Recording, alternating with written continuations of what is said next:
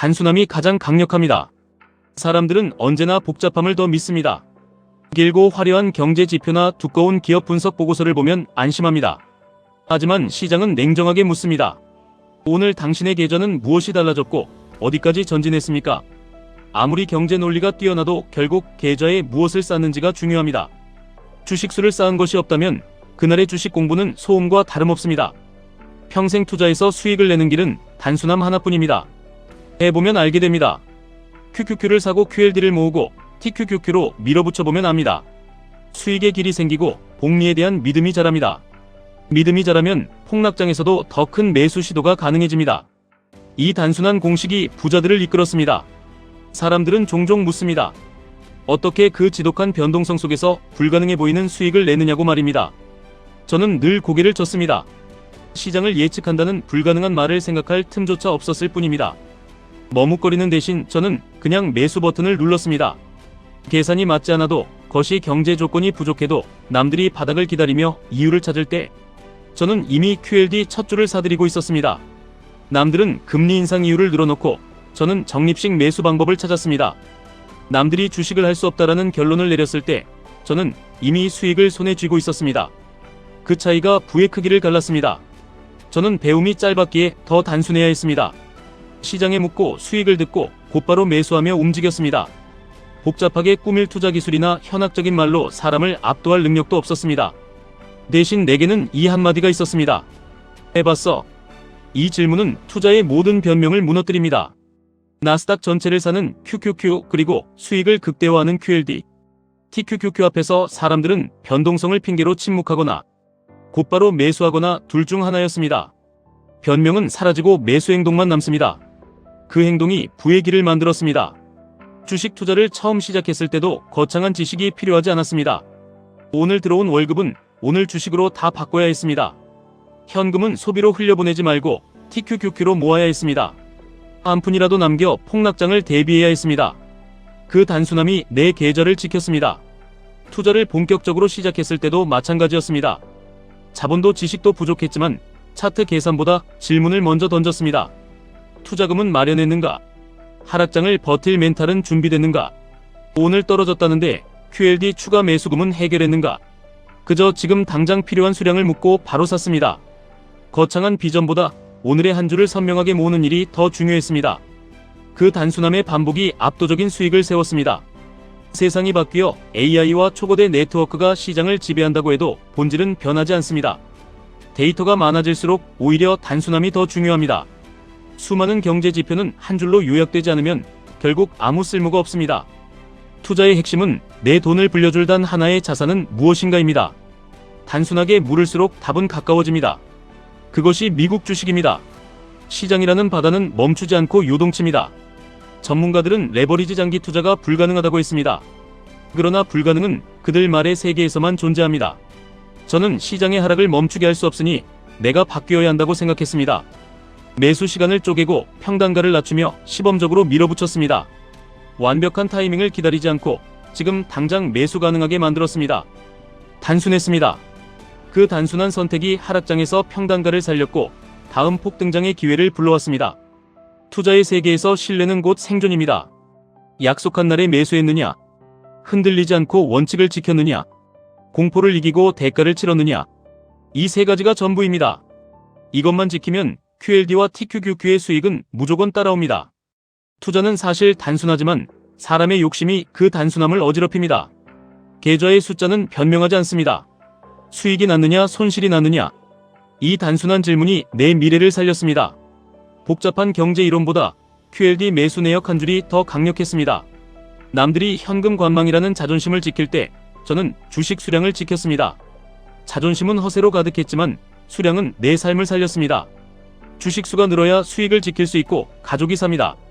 단순함은 무례할 정도로 직선적입니다.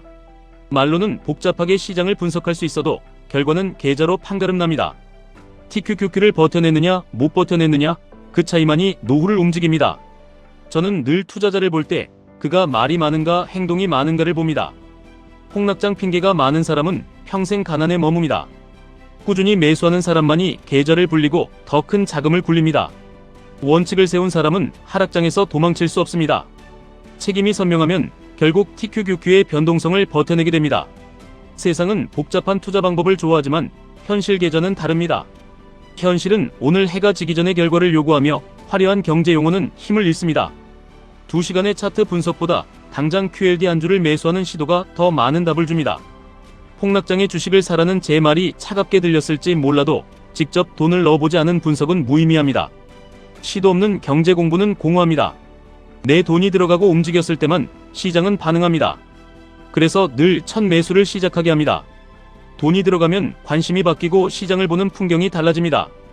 이 단순한 순환이 당신의 통장을 움직입니다. 투자 실패는 신비한 괴물이 아닙니다. 주식을 사보지 않았거나 하락장의 매수를 멈췄거나 끝까지 들고 가지 못했기 때문입니다. 원인은 언제나 단순하니 해답도 단순합니다. 끝까지 가십시오. 멈추지 마십시오. 이유를 묻지 말고 다시 매수를 시작하십시오. 이 단순한 원칙이 저를 수많은 위기에서 건져냈습니다. 돈 자체를 은행에 쌓아두기를 탐하지 않았고 우량 자산으로 바꿔 나를 지키는 방패로 만들었습니다.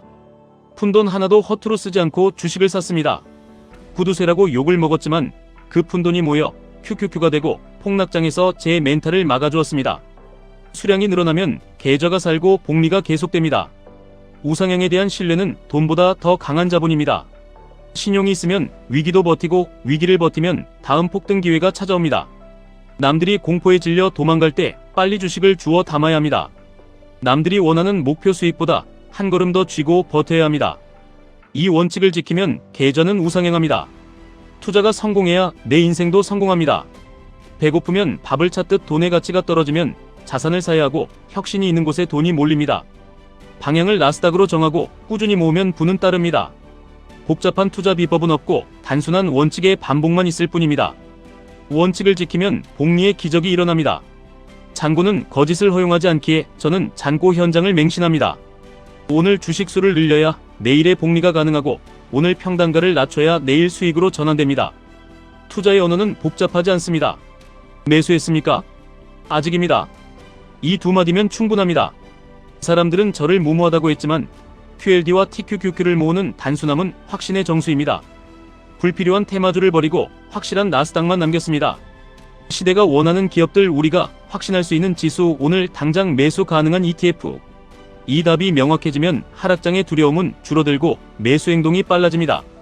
수량은 결국 수익을 증명합니다. 시장은 언제나 금리 인상, 전쟁 등 복잡한 위기를 던졌지만 속은 단순했습니다. 버티면 삽니다.